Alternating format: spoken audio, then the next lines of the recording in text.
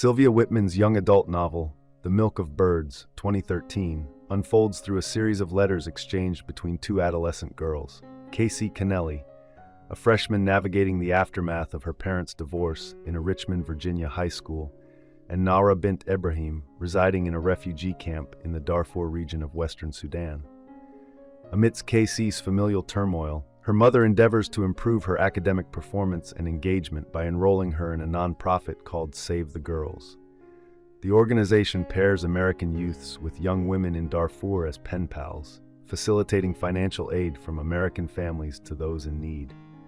Initially, the correspondence is predominantly one-sided, with Nawra sending 4 letters before Casey contemplates responding. Casey, doubting her writing abilities and feeling disconnected as a disinterested American teenager, wrestles with her sense of efficacy in aiding Nawra's dire circumstances. Meanwhile, Nawra's letters offer a stark portrayal of the hardships endured by Darfur's inhabitants, further amplifying Casey's feelings of powerlessness. A paramilitary group known as the Janjaweed was hired by the Sudanese government to exterminate whole villages of farmers across the Darfur region. In fact, Nawra and her mother are the only survivors of a horrific massacre perpetrated by the Janjaweed in Nawra's home village, Jamila.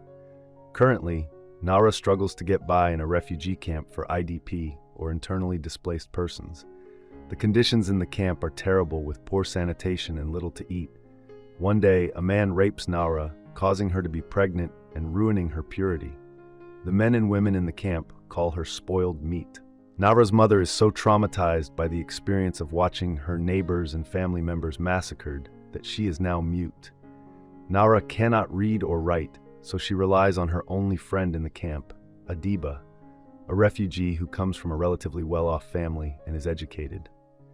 The book touches on a range of issues that affect African women like Nawra. For example, when she is raped, Nawra explains that many men in her country who contract AIDS are told that the disease can be cured by raping a virgin.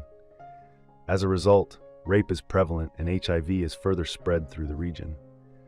Other beliefs based either on religion or mere superstition result in brutal practices such as female circumcision. What most affects Casey is the way that both her family and Nawra's family are broken, but for much different reasons. This allows Casey to see a bit of herself in Nawra, but it also makes her see just how insignificant her own problems are compared to Nawra's. Instead of giving in to her sense of powerlessness, Casey starts the Darfur Club at her school. In addition to raising money through fundraisers, the club gives her a sense of community and camaraderie through new friends like Emily and Parker, whom she has a crush on, and the group's faculty advisor, Mr. Nguyen. In the end, Casey's letters give Nawra something to look forward to, which helps her to persevere and survive, while Nawra's letters give Casey some much-needed perspective on her life and problems. The title of the book comes from the saying, "Peace is the milk of birds." The quotation is at once aspirational, highlighted by the beauty of the turn of phrase, but also depressingly unrealistic, since the milk of birds is ultimately a fantasy one can only hope for, but which may never be achieved. I hope you enjoyed this video. Leave a like if you did, and be sure to subscribe. Thank you.